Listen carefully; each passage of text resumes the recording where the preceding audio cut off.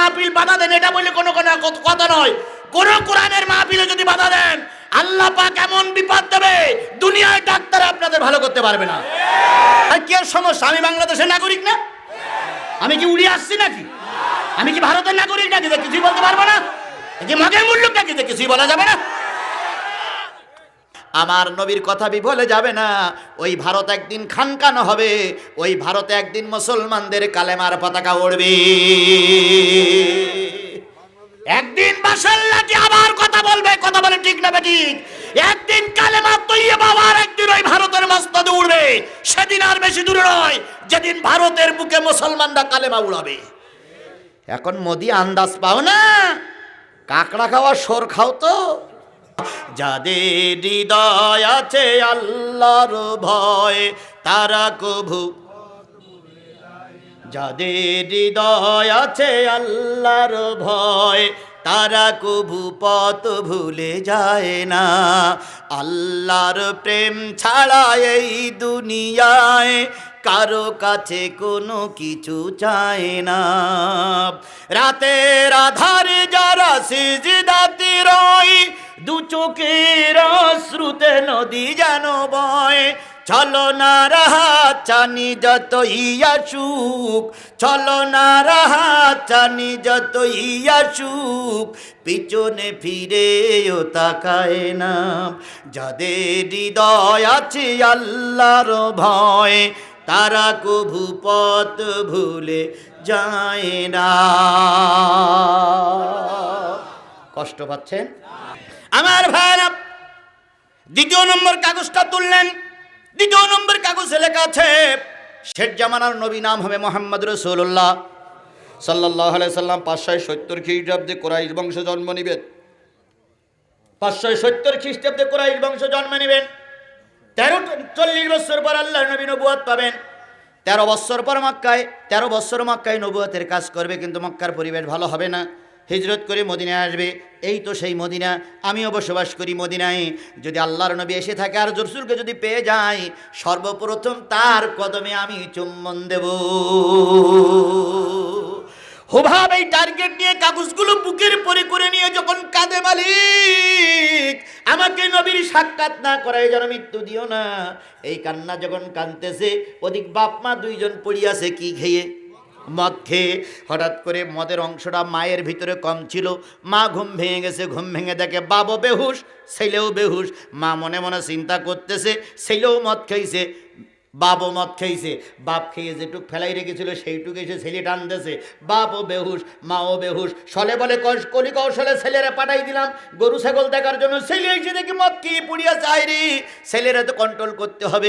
আস্তে করে ছেলের মাথার কাছে যে মা কাঁদতেছে আর বলতেছে, বাজান রে, কত বুদ্ধি করে ছলনা করে তোরে পাঠাই দিলাম বাইরে, আমরা দুইজন একটু মদ খাবো, কিন্তু তুই এসে মদ টানিছিস, তুইও বেহুশ হয়ে গেছিস।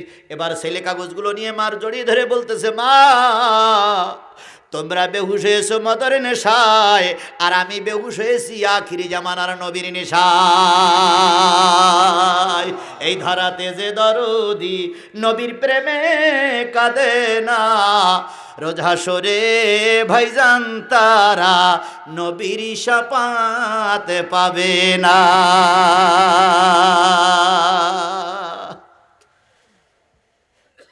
মান আহাব্বা সুন্নতি ফাকাদ আহাব্বানি ওমান আহাব্বানি কানা মায়া ফিল জান্নাহ। যে ব্যক্তি আমার একটা সুন্নতের মহব্বত করবে, সে ব্যক্তি আমাকে মহব্বত করলো। আর যে ব্যক্তি আমাকে মহব্বত করলো, সে ব্যক্তি আমার সঙ্গে কোথায় থাকবে? পাশাপাশি জান্নাতে থাকবে। আমার ভাইরা, বালক এই কথা বলার পরে মায়ের টনক নড়লে হাই রে হাই। এবার বাবার কাছে গিয়ে কানের ভিতরে সুশ্চুরি দিল। বাবার ঘুম ভেঙে গেল। কিরে কি হয়েছে? কয় দেখো তোমার ছেলে বেহুশ। কেন? কই কোন তাকের পরে কার নাম লেখা ছিল সেইটা পেয়ে গেছে। সুবহানাল্লাহ বলবেন না? বাপ যেই বলতে পারে কি হয়েছে? বা তুমি 19 নম্বর তাকের ভিতরে সুন্দর করে যে নামটা সংরক্ষণ করে রেখেছিলে, আজকে তোমরা দুজন মদ খেয়েছো, সেই ফাঁকে কাম সারিস। বাবার রাগ হবে না? হবে না। বাপ রেগে গেল। এত হিকমত অবলম্বন করলাম, এত চেষ্টা করলাম, তারপরেও তুই সেই মদ সেই নবীর নামটা খুঁজে বের করলে বাপ এবার ছেলেরে মারে, নবীর নাম ভুলে যা, নবীর কালেমা ভুলে যা। এবার ছেলে বলতেছে, বাজান তুমি না বলেছিলি না আখিরি জামানানো নবী, তুমি তো আমাকে স্মরণ করাই দিয়েছিনি শেষ নবী। এই নবী হলো শেষ নবীর দাওয়াত দানকারী নবী। মা কানা মুহাম্মাদুন আবা আহাদিম মির রিজালিকুম ওয়ালাকির রাসূলুল্লাহি ওয়া খাতামান নবীন। ইনি হচ্ছেন শেষ নবী, খতম নবী, শেষ নবী। তাই যদি হয় নবীর কালেমা পড়িছে মানে মারো কেন? ইহুদিরাও জানে বাইতুল মুকাদ্দাস মুসলমানের, কথা বলেন ঠিক না বে ঠিক? ইহুদির বাচ্চারাও জানে বাইতুল মুকাদ্দাস মুসলমানের, তারপরেও কিন্তু ওরা বাইতুল মুকাদ্দাস জোর করে দখল করে রেখেছে। এই জন্য আমেরিকার প্রেসিডেন্ট নাম কি? জো বাইডেন একজন ধর্ম গবেষক, ধর্ম যাজক জো বাইডেনের কাছে রেখে দিয়েছে। আর জো বাইডেন প্রতিদিন 1 ঘন্টা করে ওই ধর্ম যাজকের কাছে থেকে শোনে যে কবে তোমাদের হাদিসে কোরআনে কোথায় আছে সেই দাজ্জাল, কোথায় আছে সেই ঈসা, কোথায় আছে সেই ইয়াজুজ মাজুজ, কোথায় আছে ইমাম মেহেদি, কোথায় আছে সেই কিয়ামতের আলামত, বাইতুল মুকাদ্দাস কাদের হাতে যাবে, হাদিসগুলো আমারে শোনা। এর জন্য একজন ইমাম, একজন হুজুর, ইসলামী গবেষক ওই জো বাইডেন ভাড়া করে রেখে দিয়েছে। প্রতিদিন 1 ঘন্টা করে জো বাইডেনকে কোরআন হাদিসের কথা শোনায়। কারণ ওরাও জানে কোরআন হাদিসে যা উল্লেখ আছে একদিন বাইতুল মুকাদ্দাস মুসলমানদের দখলে আসবে। আর একটা জিনিস আমরা জানি, এই ভারত একদিন মুসলমানদের হবে। আরো জানি এই ভারত একদিন খানখান হবে। ও ভারত, তুমি টনক নাড়াচ্ছ, তুমি শয়তানি দুশ্মনী করে মুসলমানদের ভিতরে শত্রুতা বাধাই দিচ্ছ, কিন্তু ভারত তুমি জানো না আমার নবীর কথা বিফলে যাবে না। ওই ভারত একদিন খানখান হবে, ওই ভারতে একদিন মুসলমানদের কালেমার পতাকা উড়বে। একদিন বাসার লাঠি আবার কথা বলবে, কথা বলে ঠিক না ঠিক? একদিন কালেমা তৈয়বা আবার একদিন ওই ভারতের মস্তদে উড়বে। সেদিন আর বেশি দূরে নয় যেদিন ভারতের বুকে মুসলমানরা কালেমা উড়াবে। এখন মোদি আন্দাজ পাও না, কাঁকড়া খাওয়া সর খাও তো, এই জন্য আন্দাজ পাও না। কিন্তু তোমার মতন মোদির একদিন জনগণ লাঠি পিটা করে বিদায় করবে। আর এ কথাগুলো বাংলাদেশের কিছু লোক বলতে চায় না, আবার কোন রয়ের পাল্লায় পড়ো। তোমারও ভয়, আল্লাহর কাছে আমরা ছেড়ে দিলাম, তোমারও ব্যবস্থা আল্লাহ করবে। আর রয়ে আমার বাংলাদেশ ছেয়ে গেছে, কথা বলেন ঠিক না বে ঠিক? আল্লাহ পাক এদের থেকে আমাদের দেশটার হেফাজত করুক। এদেশ কারোর করদর রাজ্য নয়, এদেশ কারোর ইজারা দেওয়ার রাজ্য নয়। এটা স্বাধীন সার্বভৌম 18 কোটি মুসলমানদের দেশ। এদেশে মুসলমানরা সিদ্ধান্ত নেবে কি হবে না হবে, বাইরের কোনো সিদ্ধান্ত আমরা মেনে নেব না। কি বলেন? অবশ্যই বলেন।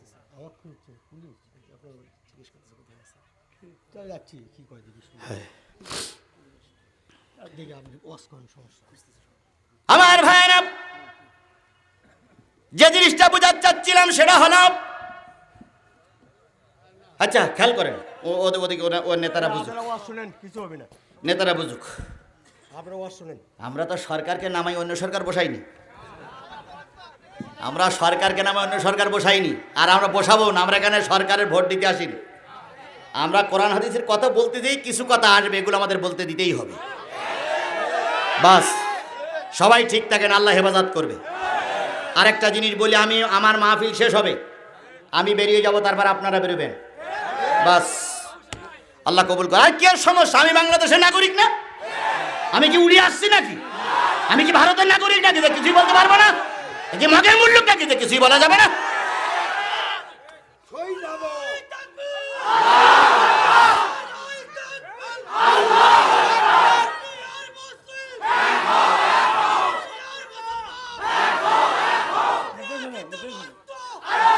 আমার ভাইরা,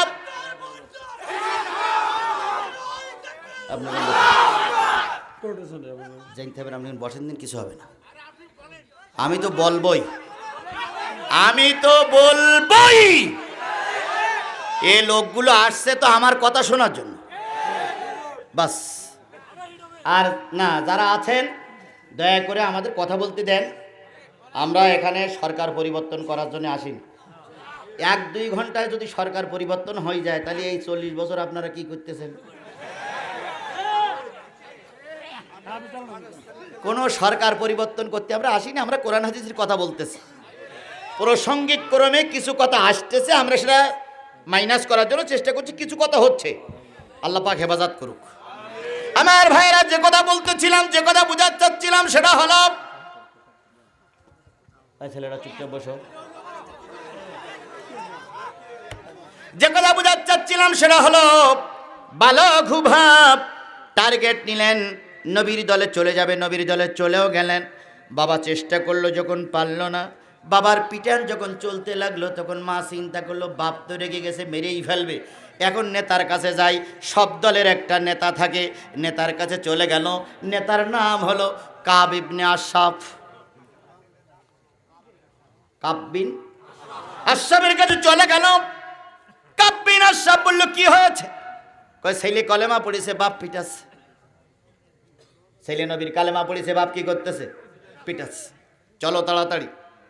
কাব বিন আশরাফ আসলেন, সঙ্গে 3 জন বডিগার্ড, হয় ইবনে আবতার, আবু লুবাবা আর কাব বিন আশরাফ, 3 জন আসলেন। ছেলেরে বললেন, কি হয়েছে?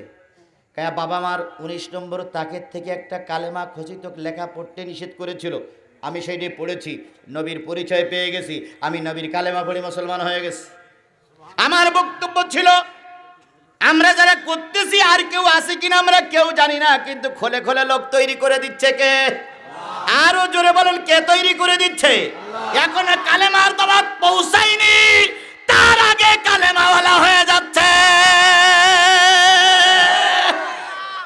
কপাল যাদের ভালো, তারা অল্প কথায় হেদায়েত পায়, আর কপাল যাদের ভালো না, নবীর দাওয়াত শুনেও তারা হেদায়েত পায় না। আমার বন্ধুগণ, বালক হুবাব কালেমা পড়ে মুসলমান হয়ে গেলেন।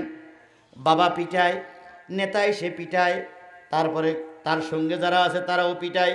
পিটাইতে পিটাইতে 5 জনে যখন অনেক ধমকা ধমকি দিয়ে বন্দি করে কিছুই করতে পারল না, 5 জনের টার্গেট হলো, এবার ছেলের রিমান্ডে দিতে হবে। রিমান্ডে অত্যাচার নির্যাতন করলে দল পরিবর্তন করে হয়তো এই দলে চলে আসবে, হয়তো টাকার লোভ দেখাতে হবে, নাই পোল্ট্রিবাজের মতন পোল্ট্রি মারতে হবে, নাই একটা কিছুই বলতে হবে যাতে করে ঘুরিয়ে আসে। ওই পোল্ট্রিবাজ তখনও ছিল, ওই পোল্ট্রিবাজেরা এখনো আছে।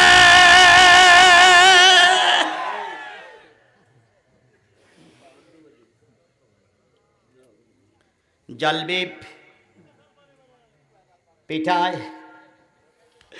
এরপরে কি বলে, কাব ইবনে আশরাফ পিটায়, আবু লুবাবা পিটায়, হুয়া ইবনে আখতার পিটায়, আর ওই জালবিবির স্ত্রী হুনহুনা, ওটাও পিটায়।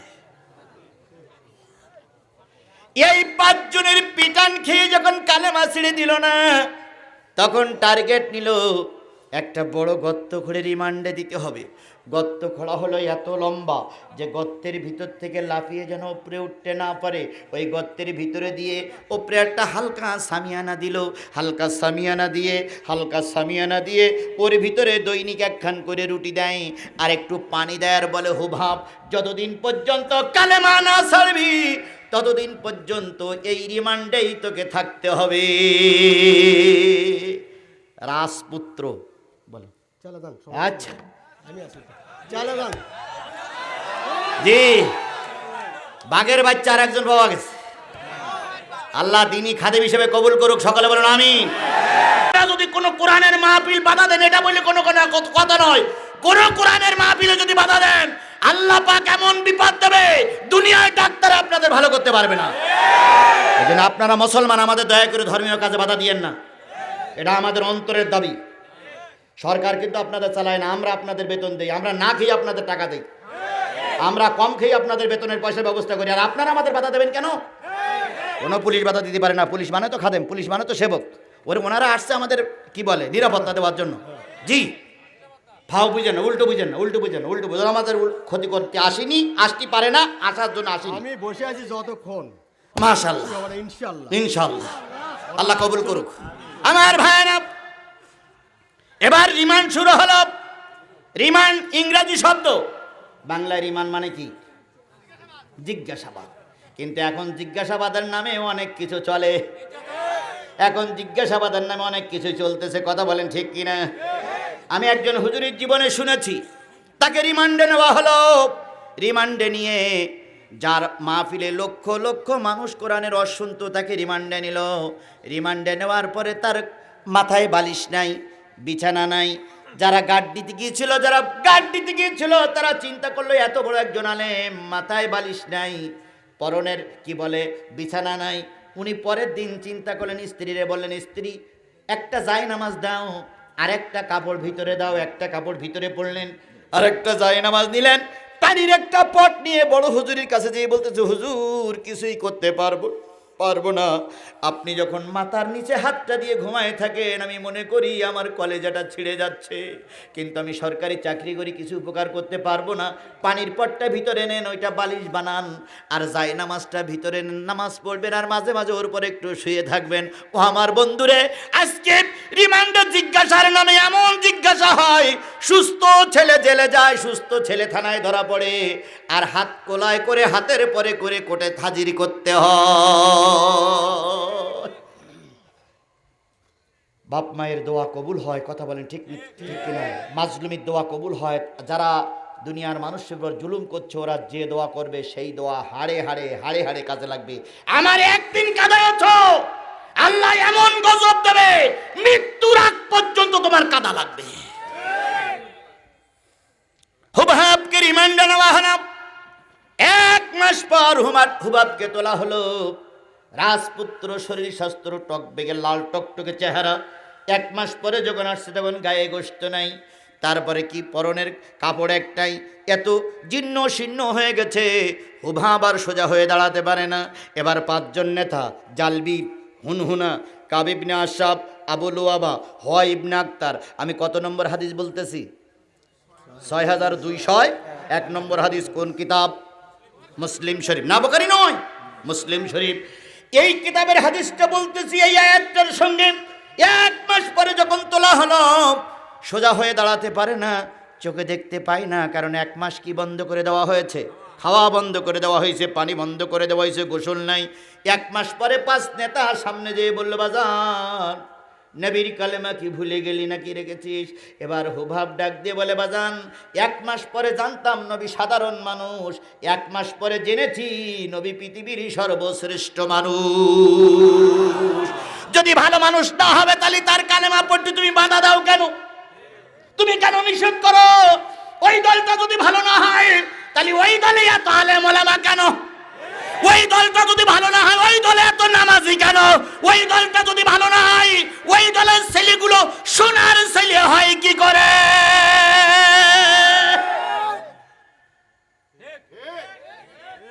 যদি ওই দলটাই এতই খারাপ হবে, ওই দলের নেতা মরে গেলে এত লোক জানা যায় কেন? যদি ওই দলটা খারাপ হবে, ওই দলের হুজুরদের মানুষ এত ভালোবাসে কেন? যদি ওই দলটা এত খারাপ হবে, তাহলে ওই দলের থেকে যে ছেলেগুলো বেরিয়ে এসে, এর চাইতে ভদ্র ছেলে আর বাংলাদেশে পাওয়া যায় না। নড়িচড়ি ওই দলের দোষ, নড়িচড়ি ওই দলের দোষ, কিন্তু ওই দলের ছেলেগুলো যার বেরিয়ে আসে, ওরা সোনার ছেলে হয়ে বেরিয়ে আসে। আমার ভাইয়েরা, বাপ্পার নির্যাতন আরো বেড়ে গেল, আরো অত্যাচার বেড়ে গেল। আল্লাহ রাব্বুল আলামিন বলে, বান্দা শোন, ইউজাহিদুনা ফি সাবিলিল্লাহ ওয়ালা ইয়াখাফুনা লাউমাতা লাইমিন। ওরা যখন কালেমা পড়বে, ধর্মের কাজ করবে, পিছনে কে কি বললো ওই ভয় তাদের দিলের ভিতরে থাকবে না। ওরা সোজা পথে এগিয়ে চলে, পিছনের দিকে তাকানোর ভয় ওদের দিলের ভিতরে থাকে না। জালিকা ফাদলুল্লাহি ইউতিহি মাইয়াশা আল্লাহু ওয়াসিউন আলিম। জেনে নিও, এটাই হলো আল্লাহর পক্ষ থেকে বড় করুণা। এই করুণা আল্লাহ সবাইকে দেয় না, সব দলের নেতা কর্মীদের দেয় না। এই করুণা আল্লাহ পাক যাদের দেয় তারা বড় নিয়ামত পেয়ে গেছে। একজন বিশেষ দলের নেতা, সেক্রেটারি, উনি আমাকে বলতেছে, হুজুর ছেলে মেয়ে দেব, তো আপনাদের দলের একটা ছেলে দেখেন তো। আমি বললাম, হায় হায়, আপনি এত বড় দলের সেক্রেটারি আর আমাদের দলের? কয়ে, হুজুর আমাদের দলে যে কটা থাকে অধিকাংশ গাঁজাখোর, অধিকাংশ পাছাটা শুকিয়ে টুস্কান হয়ে গেছে, চোখ দুটো বড় বড়, মাথায় ইয়া চুল। কিন্তু হুজুর আপনাদের দলের ছেলেগুলো 5 ওয়াক্ত নামাজি, ওরা মুরব্বীদের দেখলে সালাম দেয়, ওরা মুরব্বীদের দেখলে চেয়ার ছেড়ে দেয়, ওরা আমাদের সম্মান করে। এই জন্য আমি চিন্তা করছি আমার মেয়েটা যদি ওই ঘরে যায় চিরকাল সুখে থাকবে। এটা তোমরা স্বীকার করো, কিন্তু কাজ করার সময় কেউ করো না। কথা বলেন ঠিক না বে ঠিক? আগেই বলেছি 3 গ্রুপ আমাদের কাছে টানে, কিন্তু আবার সময় হলে আমাদের গালাগালি দিতে একটুও দ্বিধাবোধ করে না। আল্লাহ পাক এদের থেকে আমাদের সহি বুঝ দান করুক, সকলে বলুন আমিন। আমার ভাইরা, বালক হুবাব যখন ফিরে আসলেন না, 5 নেতা চেষ্টা করলেন কিভাবে চেষ্টা করে তাকে বের করা যায়। রিমান্ডের পরে যখন হলো না, আল্লাহ রব্বুল আলামিন বলতে এটা বড় করুণা, এই করুণা সবাইকে আল্লাহ দান করে না, হেদায়েত আল্লাহ সবাইকে দেয় না। যারে আল্লাহ হেদায়েত দেয় সে কালেমা পাওয়ার আগেই হেদায়েত পেয়ে যায়। এটা আল্লাহর বড় বড় নিয়ামত। এই নিয়ামত আল্লাহ যারে দেশে সেই পেয়ে গেছে। আমার বন্ধুগণ, এবার জালবিব চিন্তা করলে এই ছেলেরই ময়দান থেকে ফিরানোর জন্য আরো নির্যাতনের মাত্রা বাড়াইতে হবে। এবার রাখালদের ডেকে বলল, এরে নিয়ে যাও, এরে নিয়ে যাও, হাত কড়া পরাও, পায়ে বেড়ি পরাও, কোমরে দড়ি পড়াও, এ যেন কোনো নড়াচড়া করতে না পারে, জঙ্গলে নিয়ে যাবা। তোমরা ছাগল গরু রাখো, ওই ছাগল গরুর যে পানি উঠাই খাওয়াতে হয়, ওই পানিগুলো আজকের থেকে আমার এই ছেলেই উঠাবে। রাজার ছেলে, রাজার ছেলে, রাজপুত্র, শুধু কালেমা পড়ার কারণে রাখালারা হয়েছে রাজা, আর এখন হয়েছে প্রজা। কথা বলেন ঠিক না বে ঠিক? আমাদের সমাজে এরকম অনেক শিক্ষিত মানুষকে প্রজা বানানো হয়েছে। আর যে বকলম সই করতে পারে না, তিনি এখন এমপি হওয়ার জন্য লাইন ধরেছে। আল্লাহ, জাতি আর কত নিচে নামবে, জাতি আর কত নিচে নামবে, জাতি আর কত নিচে নামবে, জাতিকে আর কত নিচে নামানো হবে। আমার ভাইয়েরা, রাখাল হয়ে গেল মালিক, মালিক হয়ে গেল প্রজা। কোমরে দড়ি বেঁধে, পায়ে রশি বেঁধে, হাত কড়া পায়ে বেড়ি পরে এবার নিয়ে যাওয়া হলো জঙ্গলে। জঙ্গলে নিয়ে এবার পানিগুলো উঠায় হুবহাব। রাখালেরা মাতবাড়ি করবে, এই কাজে ভুল করলে কিন্তু পিটান আছে, খবর আছে। এভাবে করে রাখাল পানি, হুবাব পানি তোলে, রাজার পুত্র পানি তোলে, আর ওই গোলামেরা মাতবাড়ি করে।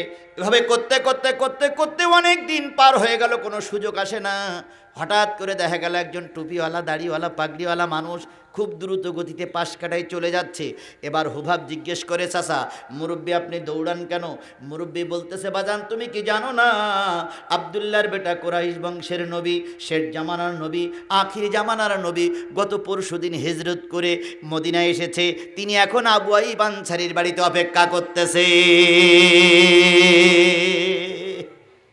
এতদিন মার খাচ্ছে তো নবীর জন্য, সেই নবীর সন্ধান কি হয়েছে একটু খুঁজে পাইছে। হুবহাব ডাক দিয়ে বলে, মুরব্বী আপনি কি নবীকে দেখেছেন? মুরব্বী বলে, হ্যাঁ দেখেছি, নবীর হাতে হাত দিয়ে কালেমা পড়েছি। এবার নবীর হাতে হাত দিয়ে কালেমা পড়া, মুখে একটা চুমা দিয়ে বলে, আমাকে কি সেই জায়গা পর্যন্ত নিয়ে যেতে পারবেন? লোকটি বললেন, তুমি ওই লাইনেই থাকো, আল্লাহ তোমার সন্ধান মিলাইয়ে দেবে। বলে লোকটি তার নিজের কাজে চলে গেলেন। এবার হুবহাব কান্দে, মালিক 2টা বছর কষ্ট করতেছি, দুঃখ নাই, কিন্তু এখন যখন তোমার নবীর সন্ধান পেয়েছি, দয়া করে নবীর চেহারা না দেখাই আমার মৃত্যু দিও না। কালো গগনে বিরাট মেঘ হলো, এখনই ঝড় নামবে, এখনই বৃষ্টি হবে, এখনই মহাপ্রলয় হবে। গতকালকে যেমন ঝড় বৃষ্টি হয়ে গেল, দেখতি না দেখতি বৃষ্টি। অনেক জেলায় আজকেও বৃষ্টি হয়েছে, আল্লাহ হেফাজত করেছে। যে আজকেও বৃষ্টি হতো, কোরআনিয়ার মাহফিলটা হতো না, মাদ্রাসার ক্ষতি হতো না, লাভ হতো, ক্ষতি হয়ে যেত। আল্লাহ ক্ষতির থেকে বাঁচিয়েছেন। আমি আমার কথাটা শেষ করব, আয়াত আর একটা বাকি আছে। এবার আমাদের শিক্ষা, এতক্ষণ আসছিলাম শিক্ষা কি, আর আমার এই কথাটা বলতে আর মাত্র 5 মিনিট সময় লাগবে। আল্লাহ রে ডাক রে বান্দা, আল্লাহ রে ডাক, ডাকতে ডাকতে তোর জীবন শেষ হয়ে যাক। আল্লাহ রে ডাক রে বান্দা, আল্লাহ রে ডাক। পুলিশ ভাইরা দেখেন, আমরা শুধু ওয়াজ করতে আসিনি, মাদ্রাসা করতে আসছি। আপনারা যে আমাদের বিরুদ্ধে লাগতেছেন, এই মাদ্রাসা যদি ক্ষতি হয়, এই ক্ষতি আমরা পূরণ করতে পারবো না, আল্লাহ আপনাদের বোঝন দেবে। হ্যাঁ ঠিক আছে, ওনারা ক্ষতি করতে আসেনি, আমার ভাই বারবার বলতে ওনারা ক্ষতি করতে আসেনি, ওনারা আইসে, ওনারা এসে মঞ্জু ভাইয়ের সঙ্গে দেখা করবে, যেহেতু থানায় যাতায়াত করার লোক তো, এই জন্য এনারে পাচ্ছে না। দেখেন না, কারোর খুঁজি নেই, ওনারই খুঁজ দিয়েছে, যার সঙ্গে যার মজেমন কি বা হাড়ি কি বা ডব, এটা মজামজি আছে না, বুঝেন না, এই জন্য ওনারই খুঁজ দিয়েছে, আমাকে তো খুঁজিনি। আলহামদুলিল্লাহ। এতক্ষণ যারা ওয়াজ শুনলে তাদের জন্য নসিহত, ইন্নামা ওয়ালিয়্যুকুমুল্লাহু ওয়া রাসূলুহু, নিশ্চয়ই তোমরা যারা ওয়াজ শুনলে তোমাদের নসিহত হলো, তোমাদের অভিভাবক হলো আল্লাহ। আমাদের সবার অভিভাবককে, আমাদের সকলের নেতাকে মোহাম্মদ রসুল্লাহ। আমাদের রব হলো কি? আল্লাহ। আমাদের নেতা হলো কি? ওয়াল্লাযীনা আমানু। আর তোমরা যারা ঈমানদার, ঈমানদার লোকদের সঙ্গেই সম্পর্ক তৈরি করবে। কোন বেঈমান কাফেরের সঙ্গে তোমরা সম্পর্ক তৈরি করবে না। কে বলেছে? তাহলে যাদের অভিভাবক হয় আল্লাহ, যাদের নেতা হয় রসুল, যাদের বন্ধু হয় ঈমানদার, আল্লাযীনা ইউকিমুনাস সালাহ, যাদের সঙ্গী হয় নামাজি লোক, যাদের সঙ্গী হয়, তাহলে যাদের অভিভাবক কে? আল্লাহ। যাদের নেতা কি? যাদের বন্ধু মুমিন, যাদের কি বলে বন্ধু চলার সাথী হয় কি? নামাজি। ইউতুনাজ যাকাত, যারা যাকাত আদায় করে, তাদের সঙ্গে যারা ওঠা বসা করে, ওহুম রাকিউন, তারা হয় নম্র এবং বিনয়ী। আমাইয়াতা আল্লাহ ওয়ার রাসূলহু, উপরে বর্ণিত 5টা 6টা গুণ যাদের ভিতরে আছে, তারা আল্লাহর দলের লোক, রসুলের দলের লোক, ইমানদারদের সাথী। আর এই ইমানদারদের সাথীরাই হলো হিজবুল্লাহ, আল্লাহর দলের লোক। হিজবুল্লাহি হুমুল গালিবুন।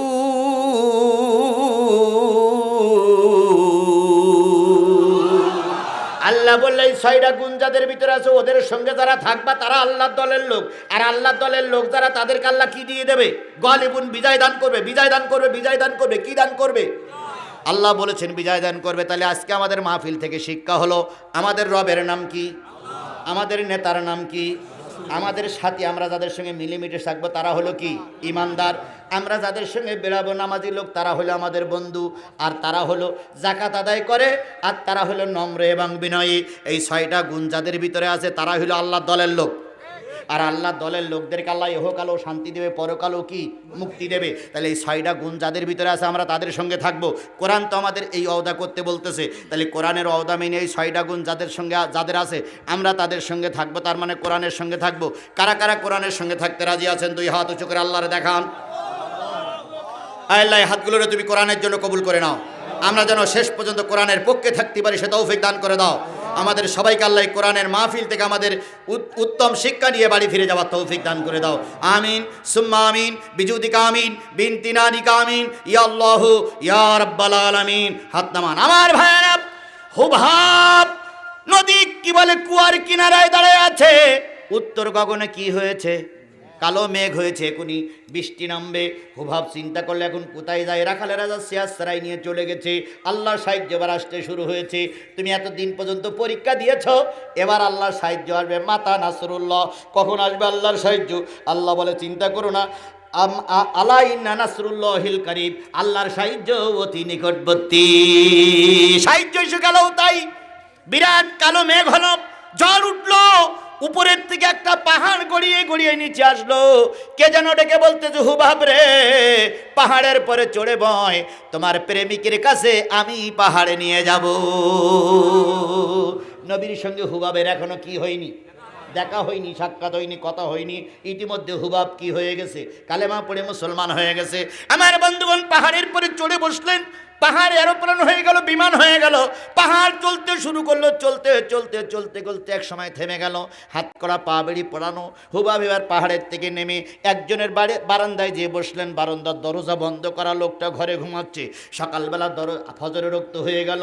লোকটা দরজা খুললেন, খুলে দেখে হাত পা বাঁধা একটা লোক, একটা যুবক বসে আছে, দাঁড়ায় আছে। এবার ওই লোকটি জিজ্ঞেস করলেন, আল্লাহর কসম, নবীজির কসম, আল্লাহর কসম, নবীর শপথ, তোমার নাম কি বাবা? হুবহাব কয়, আল্লাহর কসম, নবীর শপথ। মানে কোন নবীর শপথ? মোহাম্মদ রসুল্লাহ সাল্লাল্লাহু আলাইহি সাল্লামের শপথ। হুবহাব তখন বসে বলতেছে, আপনি কি মোহাম্মদের খবর জানেন? এই লোকটির নাম হলো আম্মার ইবনে সালেহ রাদিয়াল্লাহু তাআলা আনহু। সবেমাত্র 2 দিন মুসলমান হয়েছে, সুবহানাল্লাহ বলেন। উনি বললেন, যুবক রে, আমি সেই নবীর দরবারে যাচ্ছি। যুবক বললেন, হুবহাব বলেন, আমাকে একটু নিয়ে যাওয়া যায়? কয়, তোর হাত করা পায়ে বেড়ি, আস্তে আস্তে যান। হাত করা পায়ে বেড়ি পরে আস্তে আস্তে যখন আবু আইয়ুব আনসারীর বাড়ির সামনে গেলেন, নবী হুজরা খানার থেকে বেরিয়ে এসে আগেই বলতেছে, বাবা হুবহাব কেমন আছো? হুবহাব কেমন আছো? হুবহাবের চোখ বেয়ে পানি পড়ে। আল্লাহ, তোমার নবী আমার নামটা কি করে জানলো রে মালিক? সব দুঃখ বেদনা ঘুচে গেল। হুবহাব নবীর হাতের পরে চুমা খেয়ে বলেন, ইয়া রাসূলুল্লাহ, আমি হুবহাব, এ সংবাদ আপনাকে কে জানিয়েছে? এ সংবাদ আপনাকে কে বলে দিল? আপনি সংবাদটা কিভাবে পেলেন? তখন তো ফোন নাই, হ্যালো নাই, টরেটক্কা নাই, কি বলে বিভিন্ন যন্ত্রপাতি নাই, যা এখন সংবাদ পাওয়া যায়। আপনাকে কে বলে দিল? আল্লাহ নেই বলে হুবাব রে, যেদিন কৌটার ভিতর থেকে একটা কাগজে কালেমা লেখা ছিল লা ইলাহা ইল্লাল্লাহু মুহাম্মাদুর রাসূলুল্লাহ, কালেমা খচিত কাগজখানা পড়েছিলি, ওই দিন থেকে প্রতিটা দিন আল্লাহ ভিডিও করে করে তোর নির্যাতন অত্যাচারের কথাগুলো আমারে দেখা। আর আমি আল্লাহর কাছে দোয়া করেছি, আল্লাহ আমার প্রিয় হুবাবকে আমার সঙ্গে দেখা না করে মৃত্যু দিও না। এবার আল্লাহর নবী বান্দলের গায়ে হাত দিলেন, শিকলের পরে হাত দিলেন, শিকলগুলো ঠাস ঠাস করে খুলে গেল। নবী আমার বলেন, হুবাব রে, আমি সাক্ষী দিচ্ছি যে কষ্ট যে নির্যাতন তুমি সয়েছ, কিয়ামতের দিন তুমি আমার সঙ্গে জান্নাতে একই জায়গায় থাকবে। ও আমার কাহালুর মুসলমানেরা, বগুড়ার মুসলমানেরা, কষ্ট দেখে ভয় পেও না। হয়তো এমন একটা সুযোগ আসবে, নবীর জন্য আমরা কষ্ট করছি, নবীর সঙ্গে আল্লাহ পাক এক জায়গায় জান্নাতের ভিতরে জায়গা করে দেবে। আল্লাহ পাক সেই সুযোগটা আমাদের দেখার এবং করে দিক। সকলে বলুন আমিন। ওয়া মা তৌফিক ইল্লা বিল্লাহ ওয়া আখিরু দাওয়ানা আনিল হামদুলিল্লাহি রাব্বিল আলামিন।